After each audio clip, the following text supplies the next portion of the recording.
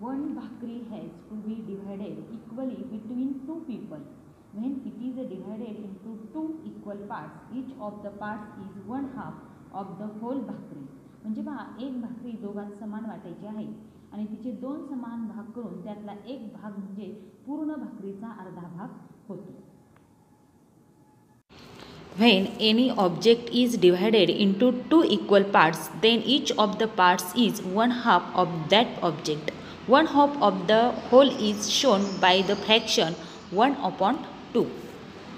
पहा मुलांनो, याचा अर्थ असा आहे, कोणत्याही एका वस्तूचे दोन समान भाग करून त्यातील एक भाग घेतला तर तो त्या वस्तूचा अर्धा भाग होतो. पूर्ण वस्तूचा अर्धा भाग 1/2 या अपूर्णांकाने दाखवतात. क्वार्टर्स म्हणजे पाव. One bhakri has to be divided equally between 4 people. When it is divided into 4 equal parts and one part is given to each person, each share is a quarter of the whole भाकरी. म्हणजे एक भाकरी 4 जणात समान वाटायची आहे. तिचे 4 समान भाग करून प्रत्येकाला त्यातील एक भाग दिला की तो भाकरीचा पावभाग होतो. When any object is divided into 4 equal parts, each of those parts is a quarter of the whole. म्हणजे काय, तर एका वस्तूचे 4 समान भाग करून त्यातील एक भाग घेतल्यास तो भाग 1/4 is shown by the fraction 1/4. तो भाग 1/4 या अपूर्णांकाने दाखवतात.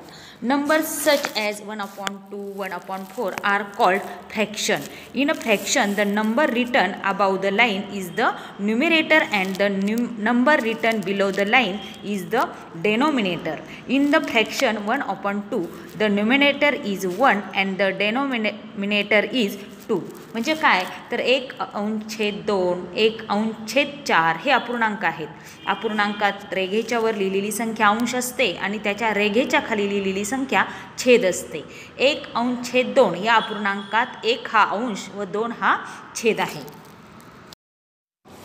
1/2 is read as 1/2 or 1/2. 1/4 is read as 1/4 or 1/4 or 1/4. म्हणजे 1/चे वाचन 1/4 किंवा 1/4 असे करतात. 3/4 means पाऊण. 3 children bought a cake and asked their grandfather to divide it equally among the 4 of them, include himself. म्हणजे 3 नातवंडांनी मिळून एक केक आणला व आजोबांना त्यांच्यासह 4घात समान वाटून देण्यास सांगितले. Grandfather divided the cake into 4 equal pieces. आणि आजोबांनी त्या केकचे 4 समान भाग केले. Grandfather each piece is 1/4 of the cake.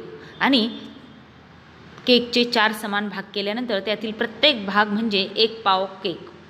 Grandfather gave Raju, Rani and Pinky 1/4 each and kept the last quarter for himself. आजोबांनी राजू, राणी व पिंकी यांना प्रत्येकी पाव भाग दिला व उरलेला पाव केक स्वतःसाठी ठेवला. Grandfather gave his 2 granddaughters quarter plus quarter. म्हणजे आजोबांनी 2 नातींना मिळून पाव अधिक पाव म्हणजे अर्धा केक दिला. Half of the cake म्हणजेच अर्धा cake. He gave his 3 grandchildren's quarter plus quarter plus quarter. 3/4 of the cake, 1/2 and 1/4 also make 3/4 of the whole. म्हणजे काय, तर तिन्ही नातवंडांना मिळून पाव अधिक पाव म्हणजे पाऊण केक दिला. अर्धा आणि पाव म्हणजे देखील पाऊण होतो. When one object is divided into 4 equal parts. कोणत्याही एका वस्तूचे 4 समान भाग केले, 3 of its parts taken together are called 3/4. त्यापैकी 3 भाग घेतले तर घेतलेले एकूण भाग म्हणजेच पाऊण भाग. This is shown by the fraction 3/4. हा भाग 3/4 या अपूर्णांकाने दाखवतात. 3/4 is read as 3/4 or 3/4. 3/4 चे वाचन 3/4 किंवा 3/4 असे करतात.